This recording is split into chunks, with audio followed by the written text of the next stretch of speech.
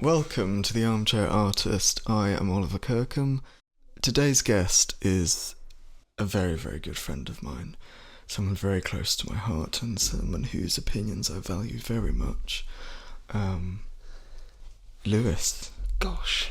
Wasn't sure whether you put your surname in, because I wasn't sure if you wanted to be findable on the internet or... Oh my word. Do you know? Yeah. I mean, are they going to find me? Lewis W? Is that... Yeah, I mean... I don't know. Well, I mean, they can find me if they... I mean...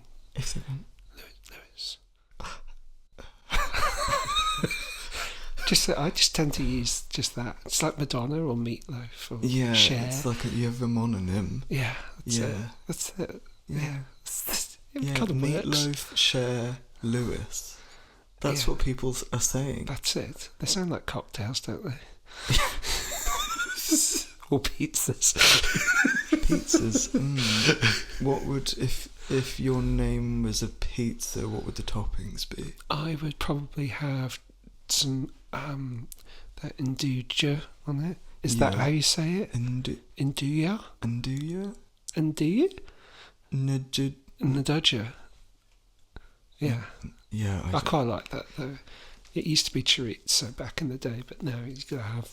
It's just, people want a different spicy meat fix, don't they? The spicy meat space has been gentrified. It has. It's gone up, hasn't it? It has, and there's not much place for the chorizo. And no.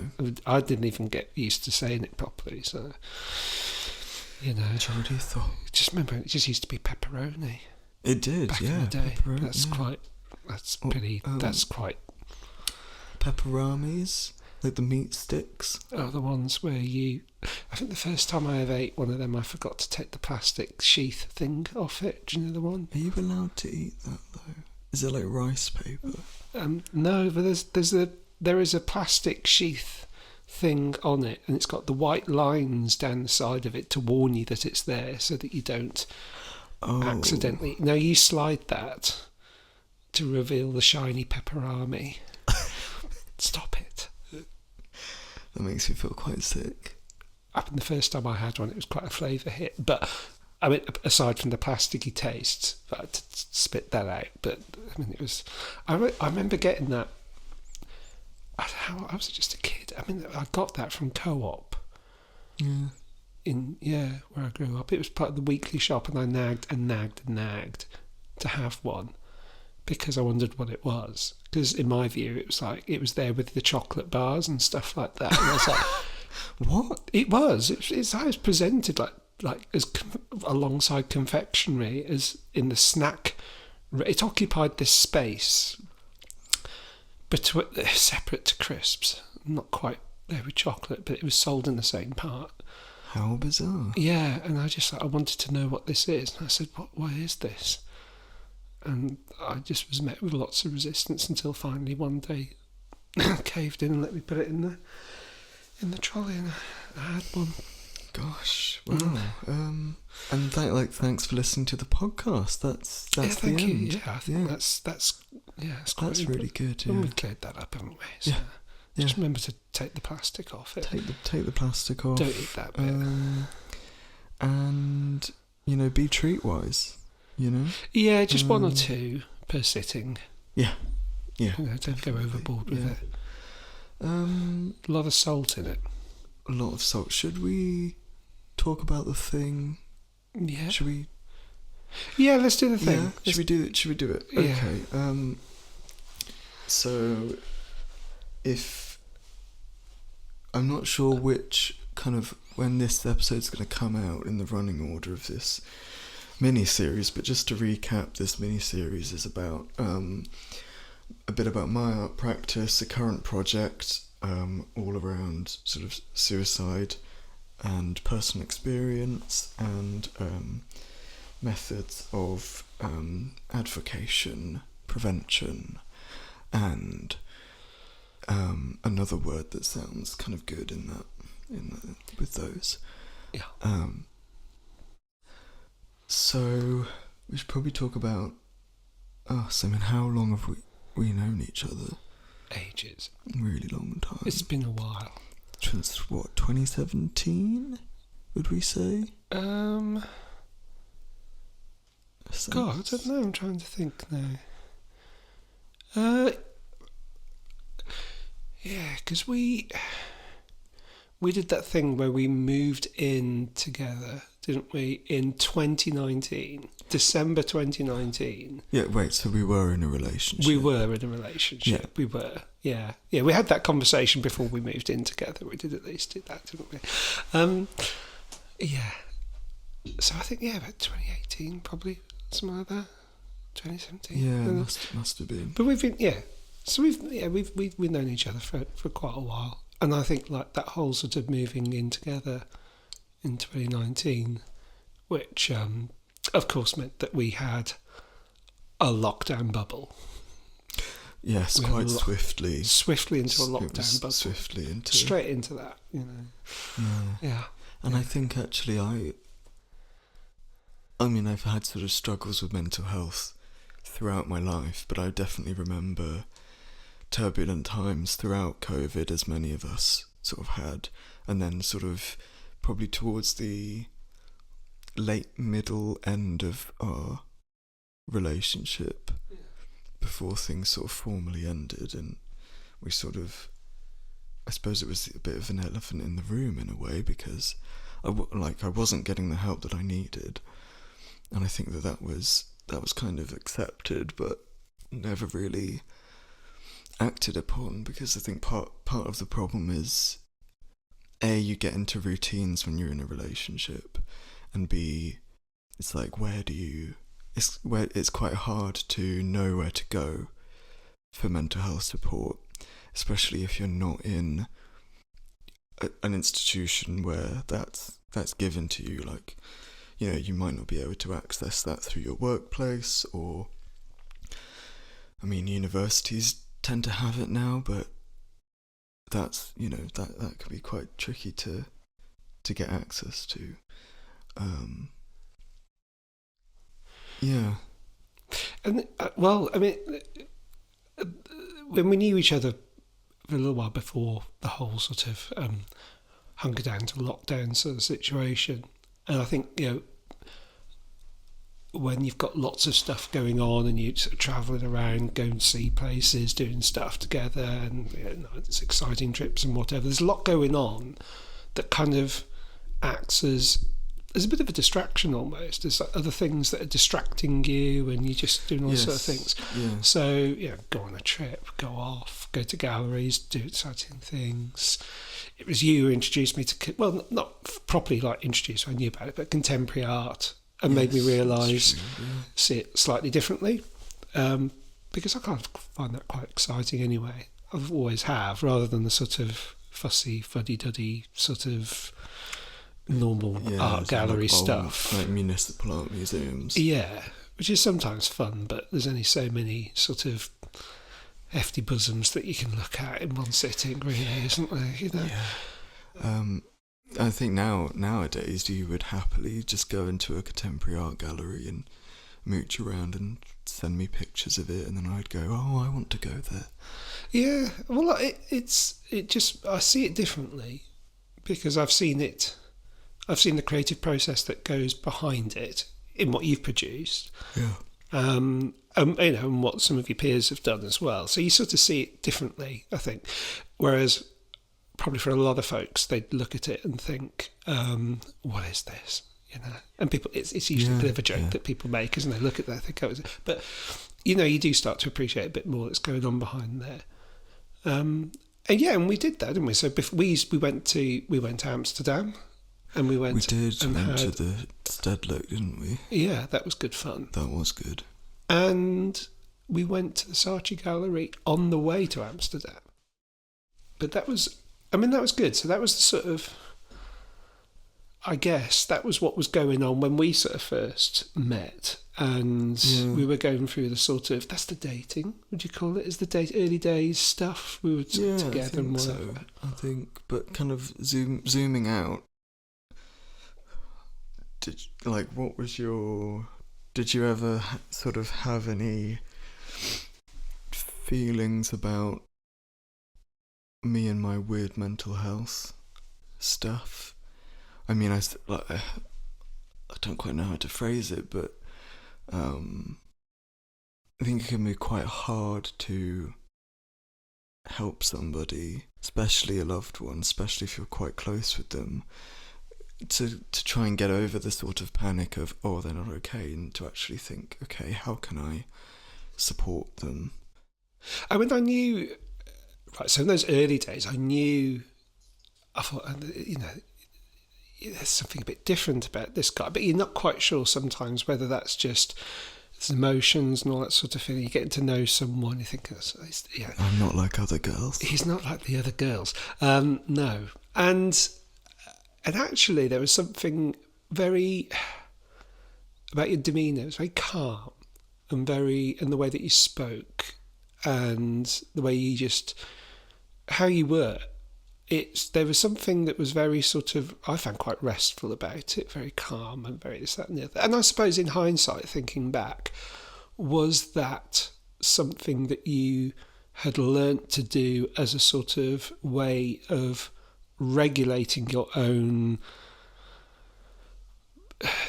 your life, the things you interact with, the way you conduct yourself? Was this a way of almost... I have no doubt that this is you, but there's almost sort of, this is what you kind of have to do to keep yourself balanced and stuff like that, is you have a pace and you have a way of doing things. And yeah, it's very relaxing. But I never thought, oh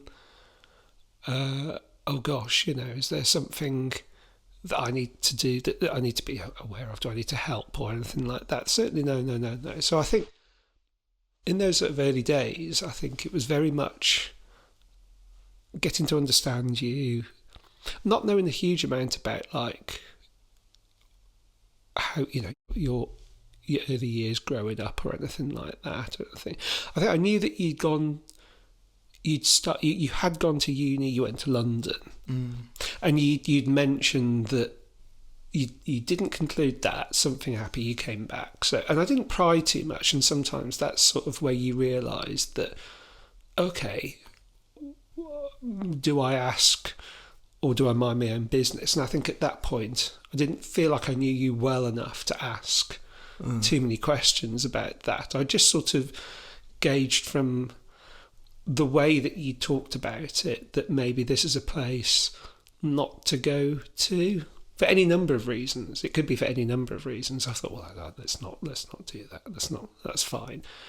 And actually, because of all the other things that are going on, you move on. Do you know what I mean? So you don't talk about that, and that's fine. And I think that's the same for a lot of folks. I mean, you could talk to people about their experience at university. I know from other friends that a lot of them have had very mixed experiences at university. Yes. Not, and so for some of them it wasn't positive at all.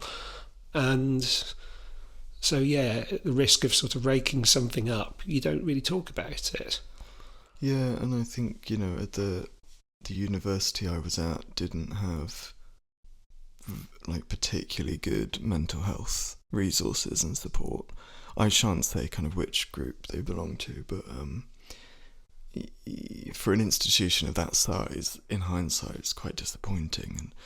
And I sort of often talk about my overall experience with mental health as sort of slipping through the net, in that there have been many times that someone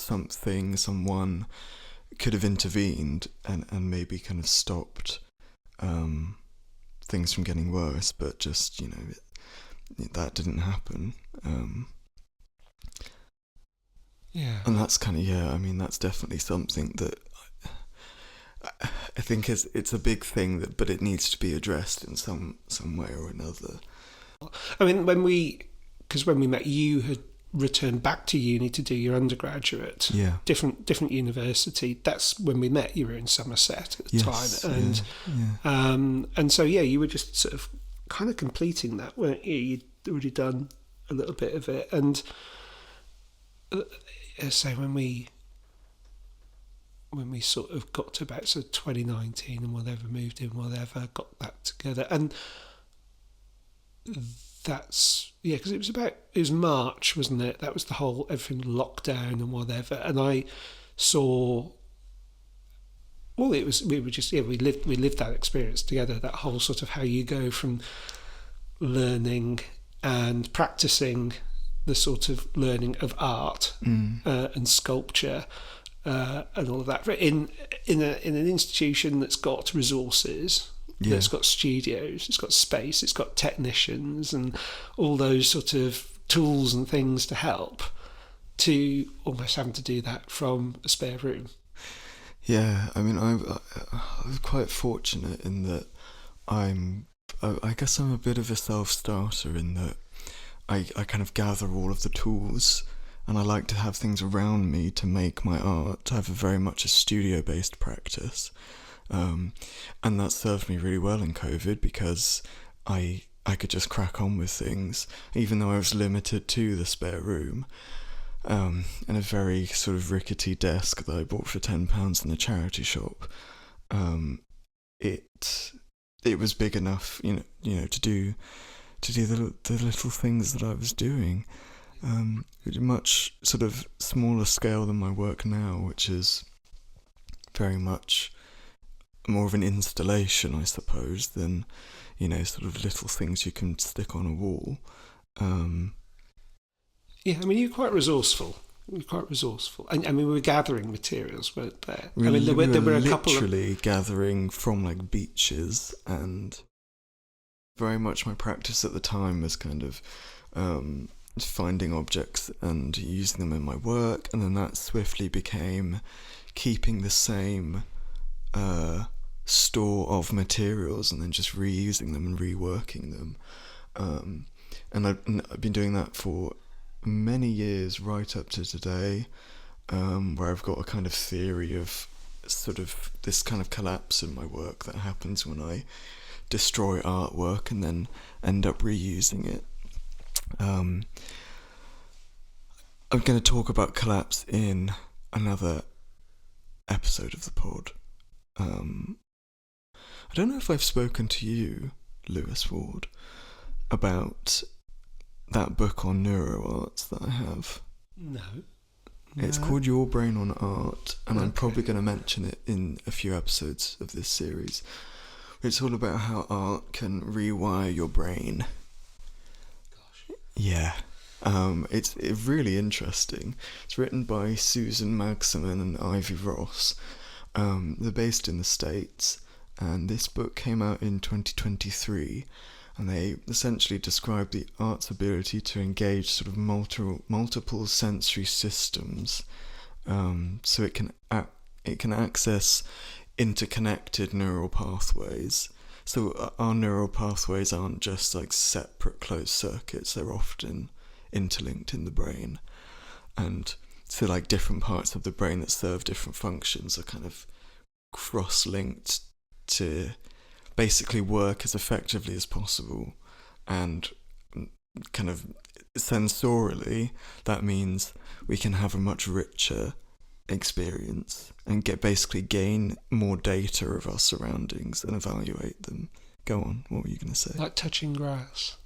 Like touching grass, yeah. That's nice. That is nice, thank you. Yeah. But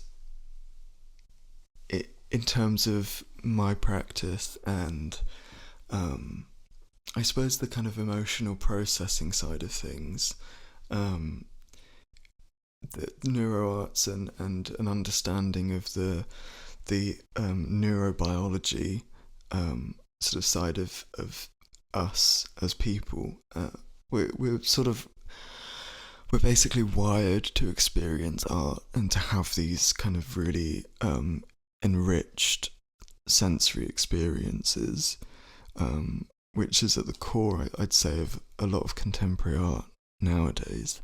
Is not just paintings on a wall, but things that you can touch, things that you can hold, sound art, installations with mixed media, almost like IMAX sort of cinema in a gallery space, and all of this, all of that creates a kind of saliency in our brains are kind of enough importance, essentially, when we take in all of this information, our brain goes, oh, this is important, and then we store that experience and we start to unpack it subconsciously. I guess that's all to, I don't know, is that partly to do with the context, the medium through which you experience art? Because, yeah, it's visual. You can have a look at, let's say, a painting, but more so certainly like sculpture. And you can look at it on the screen, you can look at it on your phone, and you think, oh, that's it, that's that. Give it a little tweak, have a zoom in, have a good look at that, that's fine, move it around a little bit, that's fine. But when you actually go to a gallery, and we went to go and have a look at your work earlier today, and the actual experience of going there,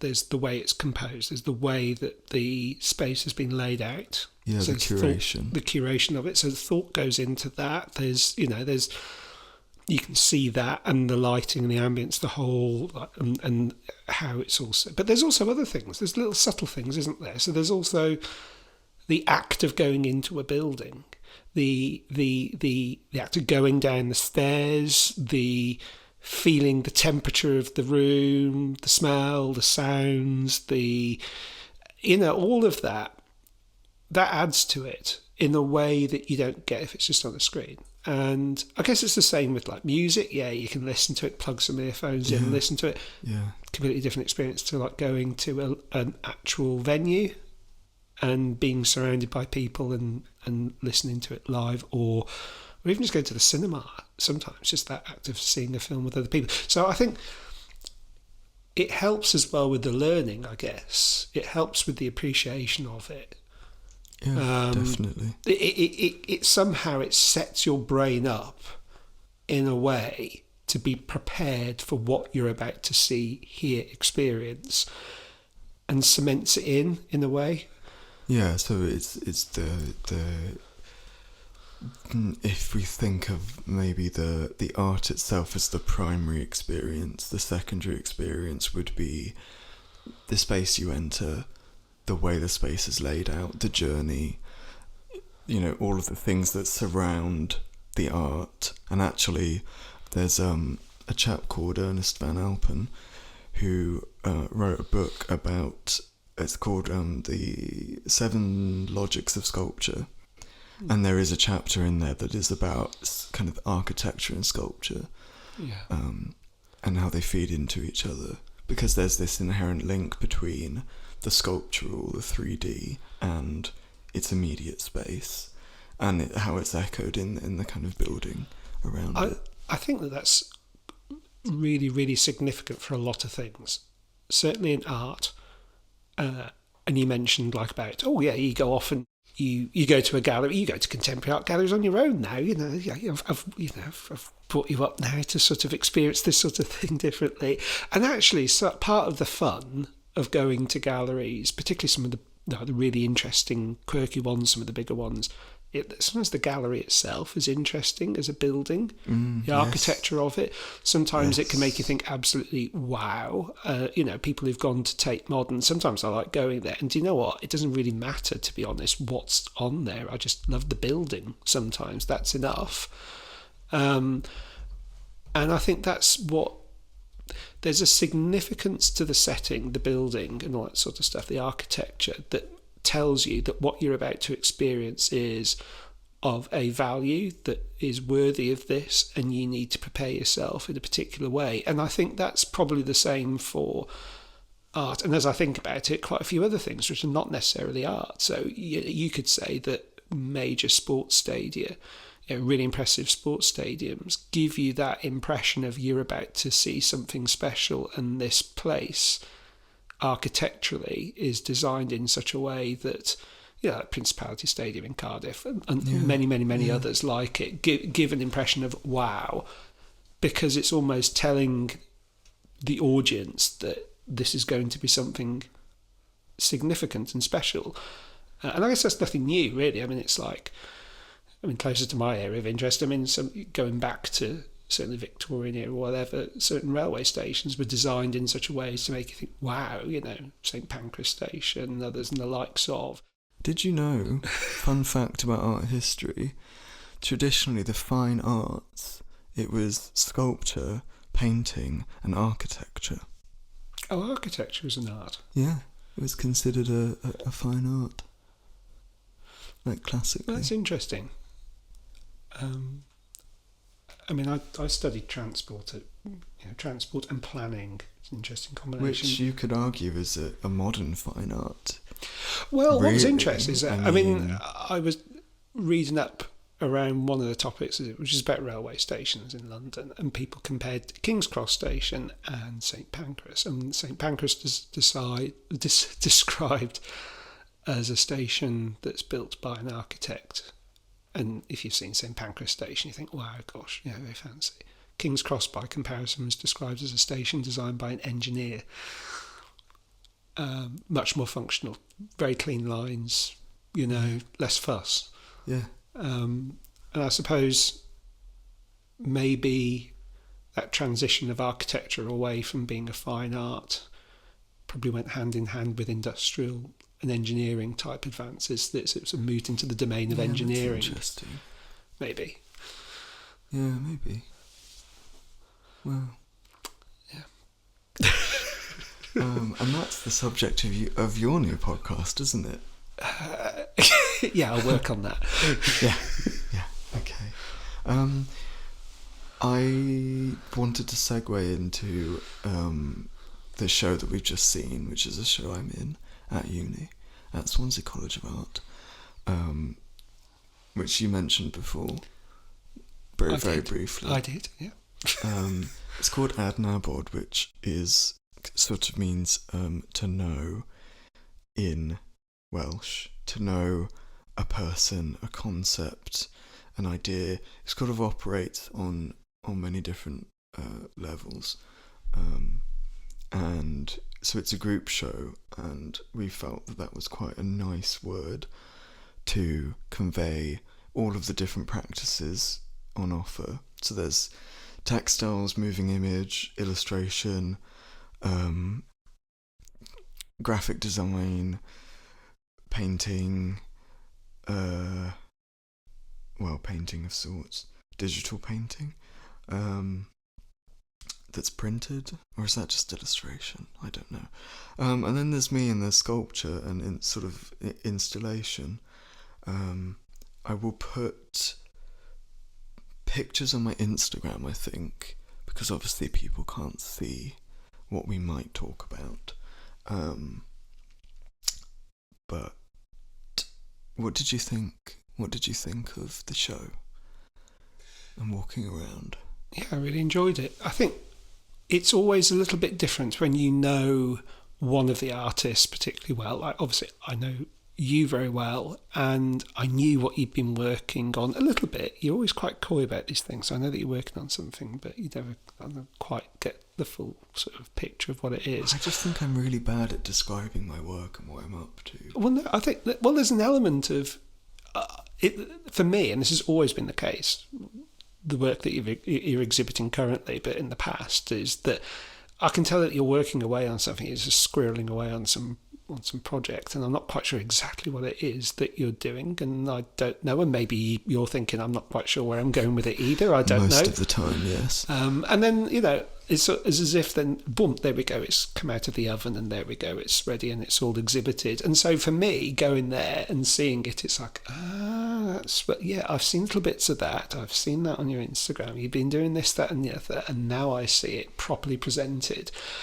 It's like, it's kind of like, it reminds me as a kid of like watching like my nan preparing food in the kitchen. I'm not quite sure where this is going, and then all of a sudden it's served up and it's like, oh my gosh, this is amazing. So when I see it, it makes sense. I get the benefit of that context with your work, but I don't necessarily get that with the others, because obviously they're doing something completely different. So I don't know where they're coming from with their things. So let's talk about my bit in the installation then, which is kind of in the middle, and just to describe it briefly would be, it's sort of in three parts.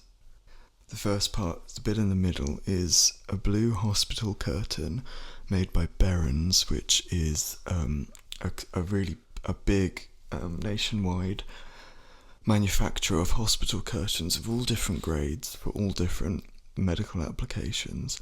It is identical to the ones that I have had in hospital. It's the same colour as one I had in one hospital, but I sort of stayed in 3 over my total recovery time. On it is written the date of my attempt when I sustained all my injuries, and projected onto it is a looped video which is made of all of my, or most of my CT scans put through some medical imaging software, and so the colour is kind of these vibrant, multicoloured, looped images of, like screws and bones and sort of flesh. Imagine, a moving X-ray. It's literally a journey through your body, and there's something about it that's very. It feels. I'm going to use the word intrusive. I don't know. Everyone's very uncomfortable about things. Sometimes when you see X-rays and stuff like that, you look at it and you're thinking, "Oh right, there's that," but you forget that it's you. I mean, I've had an X-ray done. You're thinking, "Oh God, that's me." And these images are it's flesh and bone. It's everything, isn't it? As you go through. Yeah, it is. And I think and if you've got your wits about you, you notice as you go through, you can see some of the pins and some of the metalwork that you've got going on inside you. So it's kind of like this sort of weird bionic image of this mixture of the organic and almost mechanical in a way. There's a lot of kind of contrasts in the project, in the practice, in my practice as a whole. And for those who don't know, I've got sort of several pins, several cannulated screws with rods in my spine, kind of around the L4 sort of part of my spine, which is the fractured bit that I had, going all the way down to my sacrum into my pelvis. So it's kind of this sort of horseshoe, if you like, of metalwork, and I really wanted to show that part of me, and I think it is that kind of very kind of private, intimate thing being made public, this kind of inside out, outside in, sort of reciprocity. But the thing with that image is, I managed to use this medical software and there's this filter on it called Bone. It's just called Bone, and what it does is it turns all of the bones and the screws in the image completely black, and they really kind of contrast with the vibrant sort of colours, and I like that as a kind of analogy of the weight of what happened and the impact of it. And people always talk about mental health as, the black dog, or like poor mental health as this kind of inherent darkness, and I think it kind of it's definitely a way of describing that experience, but as we know, kind of there's nuance in most things, and especially in mental health, and there's darkness, but there's also colours and lightness and go on. I mean, there are other exhibits there as well which touch on mental health, and it's all presented in different ways, and I think when people think about it, it's very difficult because mental health it's intangible in a way. When people think about medical things, they're very used to the idea of it about a broken bone or something, or some tablets or something tangible, fix that, this, that and the other. But with mental health, it's not so tangible, and I think that particular piece of work brings it home, that there is a tangible element actually to mental health, which it's part of the recovery, not just the mental recovery, but the actual physical rehabilitation. And yes, of which there was many months of many physio. months. Yeah, because those images, there's what those were, because you mentioned the date. So the date was the 10th of December. 10th of December. And the images are up literally like a day or two after, aren't they? So straight away, like you get this idea of the rate at which there are all these interventions in the way. Yeah. And I think for anyone who's experienced even just a little bit of a wobble with their mental health, sometimes it can feel remarkably slow. I mean, you can speak about this, but I remember it being so difficult, despite the resources now that universities and other organisations put into it, which was really useful, but sometimes it can feel remarkably slow for any progress to be made for any kind of recovery. I just want to just interject. So I'm kind of low-key obsessed with black holes and the physics around black holes. I'm going to talk with this about Rob in another episode that I mentioned earlier, but there's this thing of, if you were watching me being sucked into a black hole, because of the way that black holes distort space-time, as I cross the event horizon, which is the kind of point of no return, it would be like I just froze and I wouldn't be moving, even though I'd be going into the black hole. But from your point of view, from the outside, the light is kind of stuck on that surface of the event horizon, and it will eventually get redder and redder and redder, and that's called redshift, which is because red is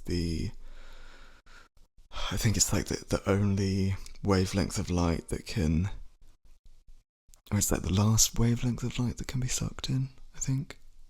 Anyway, yeah, so my image being stuck on, frozen in time, that's kind of how it feels when you're going through a really rough patch of mental health. It's kind of, the time dilates so much and you think you're just stuck in this sort of eternity. I think especially for me, as it got more severe, it felt like, time is so drawn out. Yeah, I remember, you can tell me to shut up, but just to talk a bit of context behind this work, and it probably wouldn't surprise them based on people's own experiences of these sort of things. It doesn't always just come out of the blue, and there were a number of occasions where you were reaching out for help, going to the health service, and you do get the impression it's you experience it, it's really stretched. You get the opportunity to talk to a doctor. It might be on call. You might get somebody who has some training in mental health and stuff like that, or whatever, and that's fine. But you do get the impression sometimes it's like, okay, it's this, that, and the other. Maybe put you on some medication. Does that make you feel better, whatever? But sometimes it just doesn't work. The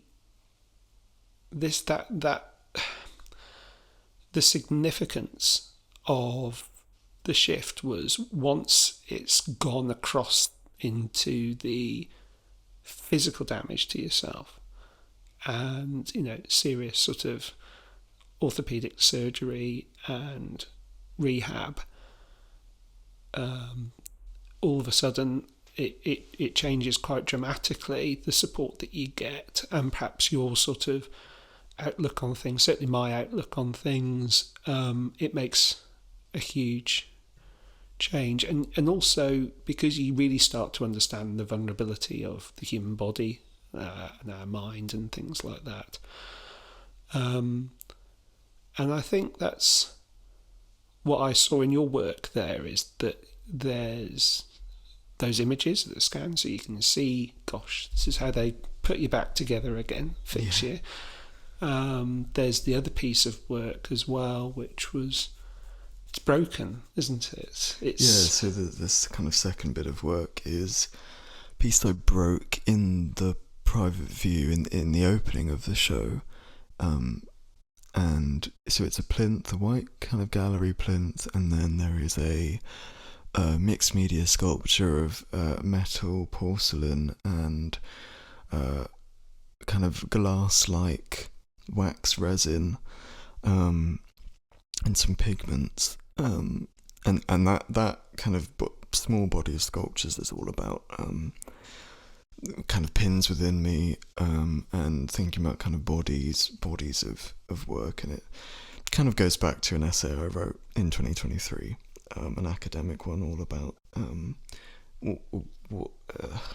what it means to kind of have a body of work as an artist and kind of live and work through your art. But that's a broader discussion.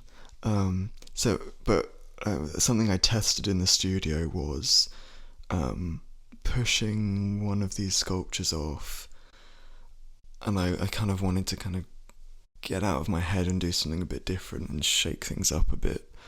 And it just became a really direct metaphor for kind of what happened to me.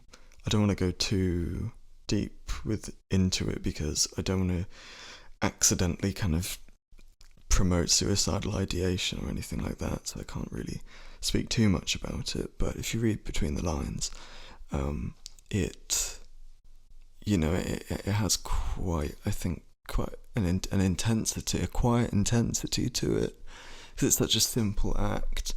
And you see memes of kind of cats pushing things off of desks on Instagram. A completely different context when it's a body.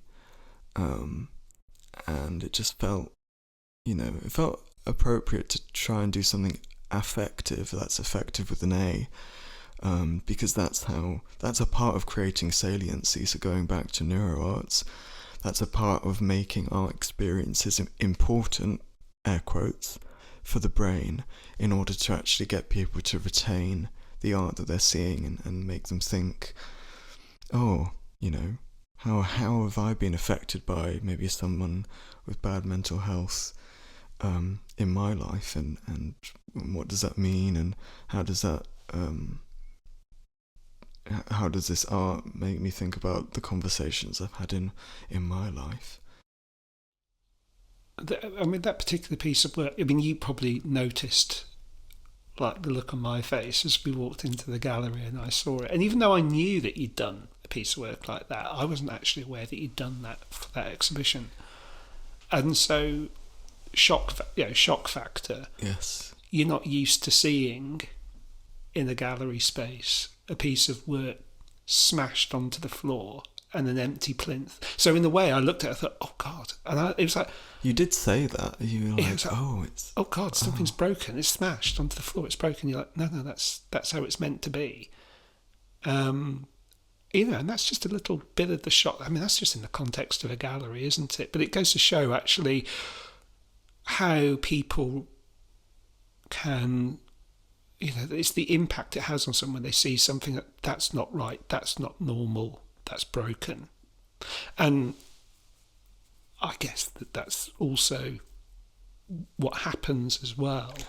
Yeah, definitely. In your own personal experience, that there's the shock of it, the sort of that's not meant to. That's it's difficult to compute. Yeah, no, I've heard from a few people who lived, friends and colleagues and whatever, who lived sort of locally to where I had the attempt, that I'd made the local news, and I was quite shocked at this. But it was all. It must have been reported in that same way of something's gone wrong, It's really interesting you say that. Yeah, I was talking about. Oh yeah, I remember talking to someone about it, and it took me by surprise because I was like talking about your experience. This is someone who's reasonably close when I was living here, and I remember him saying, "Oh gosh, that was him, was it?" And it was like I was like, what? And I was like, "Oh yeah." And it's weird because something that's very personal and quite close to you can have such a dramatic impact, and it's like, I guess it would be reported on in the news, and I guess other people would, but it's as a metaphor, that broken piece of work on the gallery floor is like gets people thinking, oh gosh, there's a shock value to it. But it really is the drama and the spectacle of it, and the performativity of it,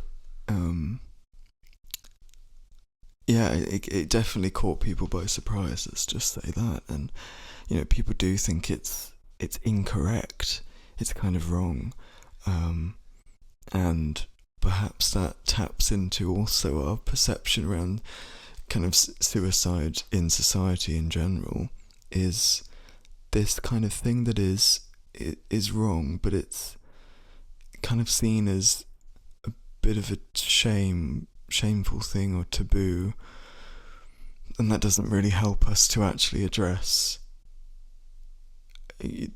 particularly the discussion around it, which is kind of what I'm interested in, because I think that is the way that we can, I don't know, make sure funding is going to the right places, or that's the way we can actually put tangible measures in place, as if attitudes towards it change, because people are behind the systems that can help people go on. I think the thing that the piece of work that probably has the most profound impact on me is the third piece of work, which is the jumper. Yes.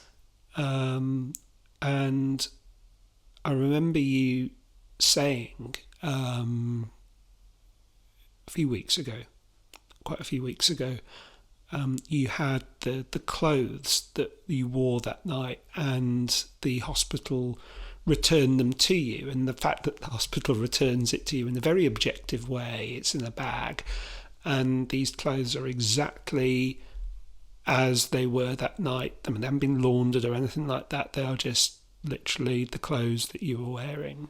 But yeah, and kind of it's important to say that they were cut off of me by paramedics and first responders. Yeah. Kind of at the time. And that in itself is quite. There's something about these sort of experiences that you sometimes detach yourself from certain elements as a sort of way of protecting your own sort of brain from overthinking. I mean, I overthink about everything. It doesn't matter whether it's stuff you find on the beach or something as hugely significant as this, but you protect yourself from certain things because you almost sort of gloss over what it is by presenting it in a different way, in the way that you might sort of eat a beef burger but not think too much about what it is. And it's the same when it comes to suicide, and it's the same when it comes to the actual act. And when you're presented with the bag of the clothes that you were wearing, but the fact that they were, like you said, the way they were cut by the paramedics and first responders in a bizarrely clinical way, not hacked at or anything necessarily, but actually cut quite neatly. They were cut efficiently, I'd say. Yeah. Cut with purpose. Yeah. Cut. I kind of think it ironically cut in the way that people would make clothes from a pattern. There is a skill to actually cutting the fabric out. Not notching the fabric, keeping the scissors straight. And I think it's that clinical efficiency in the immediate midst of something that is so intense and traumatic. I mean, that's the professionalism of those involved in it. That this is how they work. Yeah. Their cool approach to it versus the sort of intensity of what you were going through. It's like two different things, meeting, and it's just like, complete opposite sort of the chaos and the panic versus the cool, clinical, methodical approach.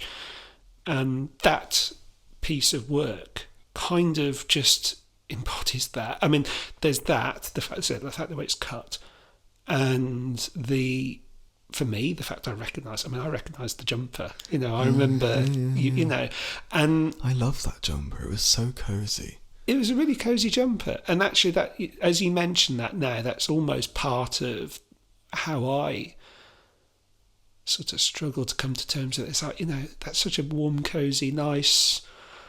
It was nice, like a lamb's wool. It was cashmere. Cashmere jumper. Cashmere, and I got fluffy. Yeah, it was. I got it for just a crazy good price at a vintage shop, and it had a little moth hole in, which I think was why it was really heavily reduced.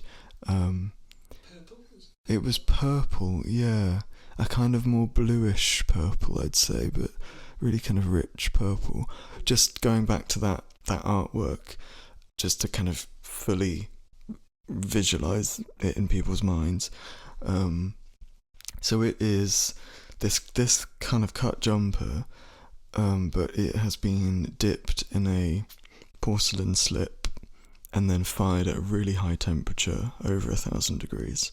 And what happens is the jumper itself burns away, and it leaves a cast of this jumper in porcelain. So it's kind of this off-white, bonish kind of colour, and it kind of really you never quite know how this particular process is going to fare in the kiln, but it works really well, luckily. And so all of the details are captured, the wash label, the neckline with the incision marks, right down to the texture of the jumper itself. And if you go onto my Instagram, which I'll link in the description, I'll put some pictures on about it.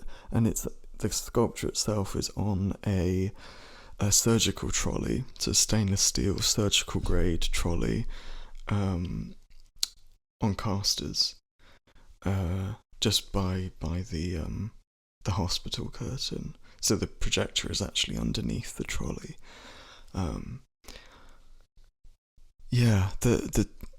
Do you have any more thoughts about the sculpture before I talk about the trolley?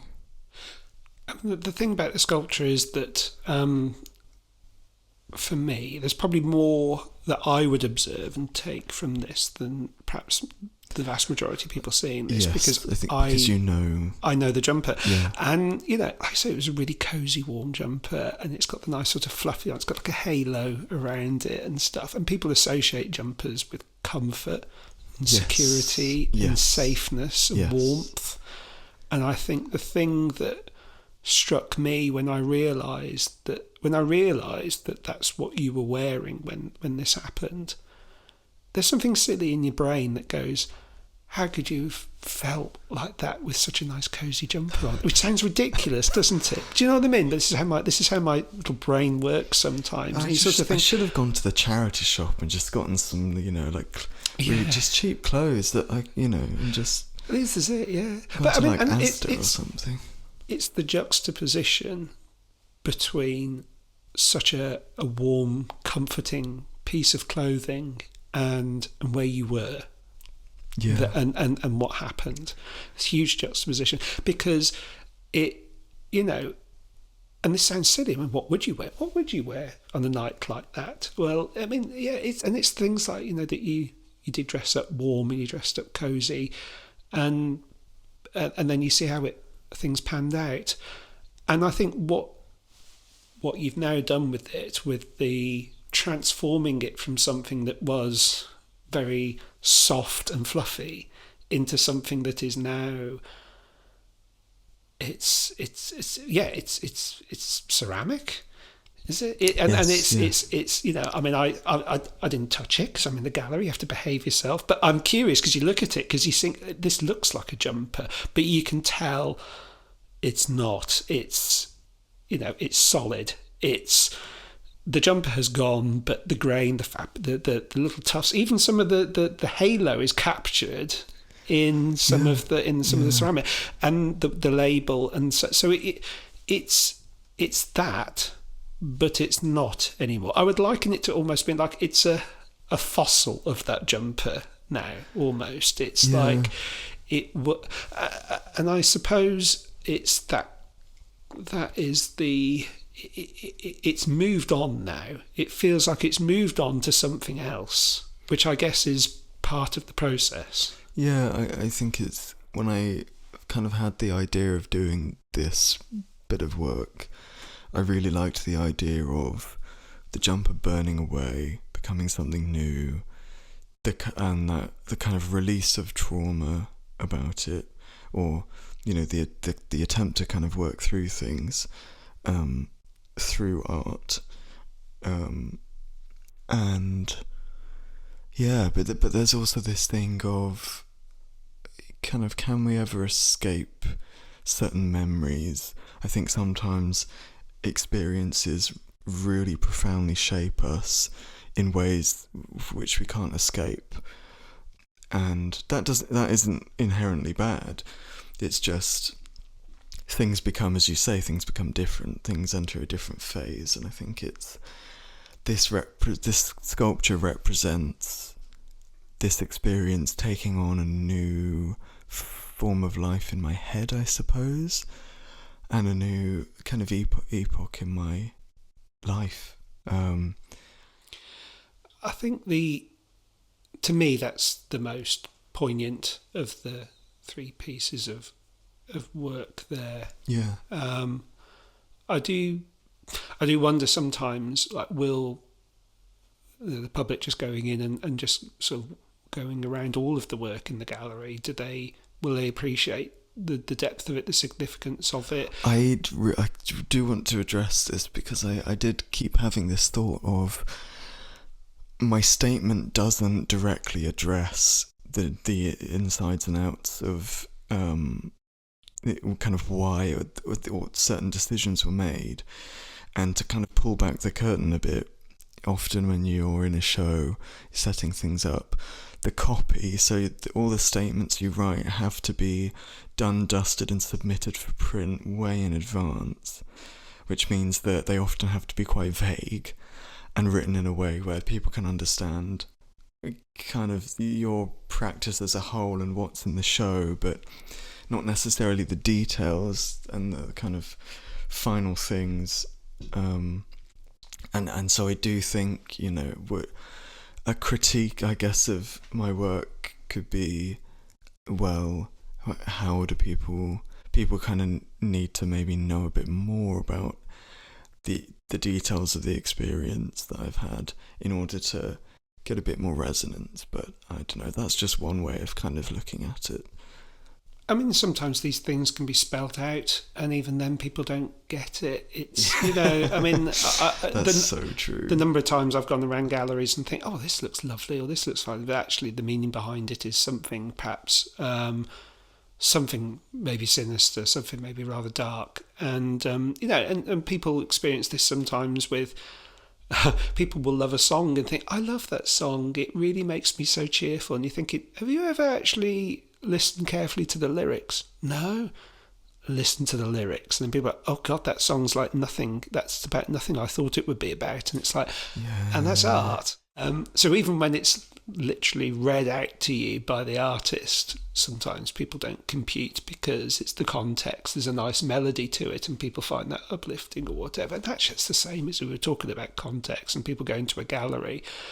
And they just love the experience of going around the gallery. And so this is a nice building, it's a nice space. I like the light in here. The temperature's lovely. It's quite nice. I feel sort of... And yet actually what they're looking at has a very, very powerful message.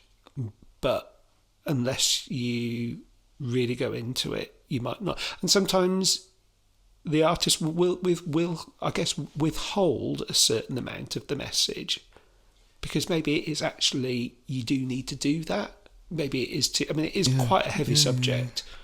And, your personal experience of it and my experience of it, I think when you look at what it is there, you can get all of that or some of that depending on how deep you choose to look into it, ultimately, I think. I think once you make a work of art, as soon as you publish it, it leaves you don't become its author anymore, and it sort of belongs to the public in a way. And Roland Barthes wrote about this in his book Death of the Author, back in... It's quite an old book. I should link it in the description, but yeah, he basically says that, it's... You don't own it anymore, it belongs to the people, and what he's saying by that is people are then free to interpret it how they see fit, and that's that's I'm definitely aware of that with my work, and I think if any decisions to kind of hold back things is purely from a sensitivity point of view of, it remains a very difficult subject. I think it's it's a fine line to tread, but I think you do have to shock people a little bit. I was popping up on my socials last week or so. Was a piece of work. You might know the detail. I think I sent you a link to it. But it's that stuff with the robotic dogs with the tech billionaire heads on, the really realistic faces on them. Yes. Yeah. And there was something about that just seeing it on a tiny little phone screen. Do you know what? It was quite hard hitting. I think it's because of the realism of the heads. And the hair moving as these robots move in a very robotic manner. Funny, yeah. And it's all like, oh my God, it made me feel uncomfortable. So that I was listening to an art podcast recently, and they were talking about that work, and I believe that work was shown in the Miami Art Basel, which is a very big art fair, kind of commercial art fair. And that was a work that was praised by everybody, pretty much, really well received, because it is so effective. Is it true to say, do you think, that sometimes art does have to make you feel a bit uncomfortable to really get the message across, whether it's sculpture or something like that, or a film or something like that? Sometimes, I guess. I don't know. Otherwise, maybe people don't notice. I think it does come down to saliency, and I keep saying this word saliency, but I think for things to be, sometimes for things to stay with you, they need to shock and they need to provoke a strong reaction. But people don't like that. I keep thinking about things like old public service, like information films. Do you know the sort that? I mean, these are things going back to, like, these things were made back in like the sort of 70s, 80s. They churned out on television for ages, but it's like all the shocking sort of things about, and this is what happens if you do this, that, and the other. So whether it's kicking a football into a road or straying into a substation or going onto a railway track or something like that, and some of these things were really hard hitting. And actually, there is this sort of like, you can't be that hard hitting anymore, actually, because this is going to make people feel too uncomfortable. And I guess PC-ification of. Did you have much of a dilemma, or how much thought did you have to give about how far do you go with this? Did you consciously hold back with this at any point? I suppose the thing I was holding back that I think is most important to say is probably the bag of clothes that were cut off of me, because I've been wanting to use them ever since I got them back. But I was very thinking kind of, it needs to be the right time. I want to make the best work with them. Don't want to waste them because there's only one set of these in the world. So I sort of kind of rarefied them and put them on a pedestal enough so that I just didn't use them. And then I was speaking to Sue Williams, who's a professor at the uni. We were having a chat, and she was like, you just have to do it. You just have to sort of take the risk, and because they're so emotionally charged, and I think I came away from that thinking, God, I really needed permission from someone. That was the thing. I needed permission. I remember you saying you'd had that conversation with her, and I think she almost, based on what you were saying, she was sort of daring you to sort of go on, push this, do this. Yes, it was a provocation. Um, she sort of laid down the glove. Or the gauntlet, or whatever you want to call it. Yeah, and I'm glad that she did, actually. I think, and it's probably worth sort of talking about this as well as part of maybe the process of creating art, creating this sculpture.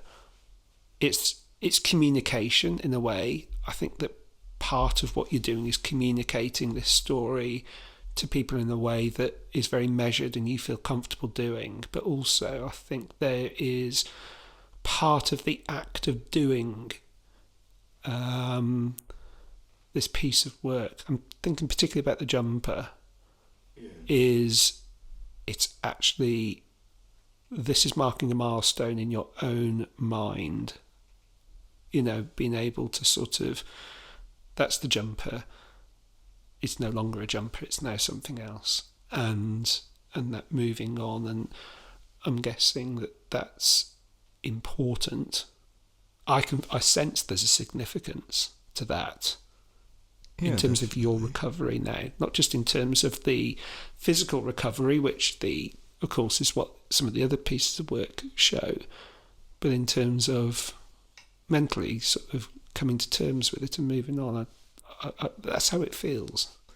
Yeah, no, definitely. It's very much helped me to move forward with things in a really positive way, and I'm very kind of grateful that I can use this time, the opportunity to kind of go back into studying and and having really good people around me. And I think it's just important to say that your support network is such an important thing for everybody to have, to keep ourselves happy and healthy. Sometimes it does take a village, as the old proverb goes, not just to raise a child but to keep the child safe, and that's quite a good place to leave it, I think. Yeah, we need to wrap it up. But it's been very good to talk to you on this day, on this cloudy day. Cloudy day? Well, yeah, it's always... Yeah, I say it's not always cloudy in Swansea. Sometimes it rains. Yes. But yeah, I think it's quite... It's a December day, and it's quite nice sometimes to escape into a gallery and see lots of different pieces of work that make you feel different ways. It's good to see your work exhibited, which I've seen being sort of developed on little nuggets that you've released on the socials, yes. And the conversations that we have, and to see it finally laid out as you want it presented. And I think for me it's quite... for me it's a bit of a milestone as well, being someone who's quite close to you and seeing the whole process. I mean, the date you put on the curtain, so 2023, and it's almost to the day, isn't it, really, actually? It is, yeah. Time of recording, it will be 2 days' time will be the 2-year anniversary of that. And it's surprising in a way how quick that's got. It's weird how time it distorts everything, because it's been such a long process. Yeah, the whole thing, and it does take that long in every sense. The physical recovery, your mental health recovery, the whole process, and getting back to uni and getting back to your practice, and most importantly, I think, just making you feeling comfortable enough to be able to do this and communicate it through your medium to others. I think that's really impressive, and it's quite, it makes you feel quite sort of, if you're reaching the conclusion, a very substantial conclusion to a chapter in the book. It's I think you'd definitely be one of those people who would be on the dedications page or the acknowledgements page. Gosh.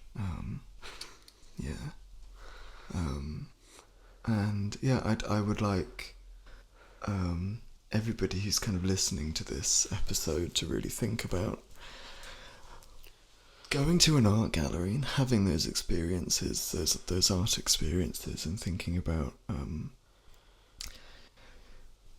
how effective that these aesthetic experiences can be in helping us to really get in touch with our emotions and our own bodies, and it can be incredibly useful tools for